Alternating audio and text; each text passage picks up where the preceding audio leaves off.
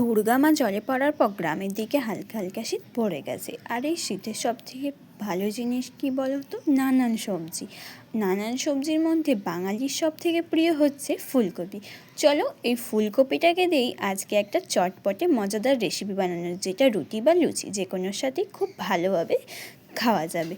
তো এখানে আমি দুটো মশলা তৈরি করব। প্রথমে আমি জোয়ান, আদা, কাঁচা লঙ্কার একটা পেস্ট বানিয়ে নেব।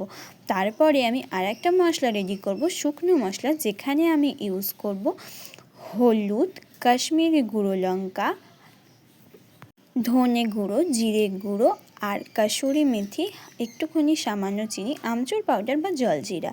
তারপর আমি এইখানে সব মশলাগুলো একে একে দিয়ে ভালোভাবে লো ফ্লেমে কষতে থাকবো, যাতে মশলাগুলো এই সবজিগুলোর মধ্যে ঢোকে আর ভালোভাবে সিদ্ধ হয়ে যায়। ব্যাস নেড়ে চেড়ে নিলেই রেডি। তো দেখা হচ্ছে নেক্সট ভিডিওতে, ততক্ষণের জন্য টাটা।